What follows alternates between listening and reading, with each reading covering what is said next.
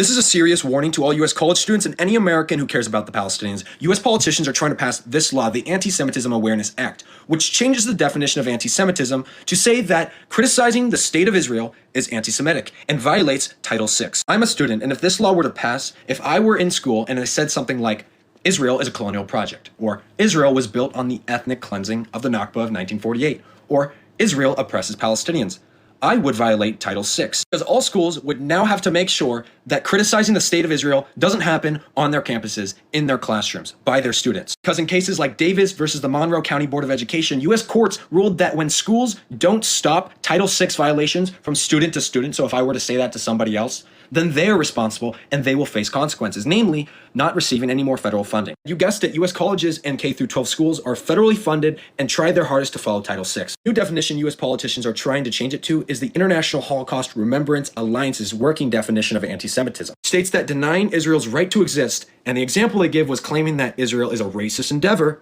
is anti-Semitism. Now, the problems with this is something I've been researching for quite a while, way back in October when House Republicans passed a bill stating that anti-Zionism is anti-Semitism and referenced this definition. Come to the obvious conclusion that this definition is used to shut down free speech criticizing Israel and policies and governments around the world. This definition is heavily pushed by pro-Israel lobbies here in America because it literally gives these lobbies protections. Not only are they already acting in Israel's interest and on behalf of Israel, but this shuts down a lot of criticism of the pro-Israel lobby here in America because a lot of it is based off the actions of the state of Israel. If you can't criticize Israel legally anymore, you can't criticize these pro-Israel lobbies. The author of this Anti-Semitism Awareness Act is Mike Lawler. And you already know he's funded by AIPAC. $180,000 this year alone. The reason this law is being pushed right now is so they can use it to shut down college protests and say that they're in violation of Title VI. And let them pull federal funding from schools who allow these protests to continue on their campuses. When I was doing my research, I came across something that was really interesting. This is the Jerusalem Declaration on Anti-Semitism, which was made in response to the IHRA's definition. Their goal was to fix the issues with the other definition, which conflated anti-Zionism with anti-Semitism. The two are not the same. To fix the clear bias towards the state of Israel that the other definition is being used for. So a group of 200 scholars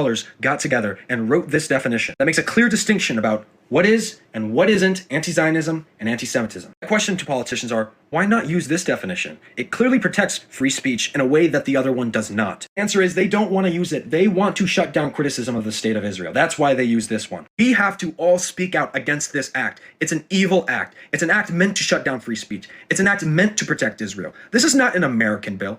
It's an Israeli bill, pushed by AIPAC, using a problematic and biased definition. They had the audacity to name it the Anti-Semitism Awareness Act. What it should be called is the Don't Speak Against Israel Act. Please help this video get out there, repost and copy the link a bunch of times, and make sure you're following me on Instagram so you can continue to hear my messages in the future. Thank you, and free Palestine.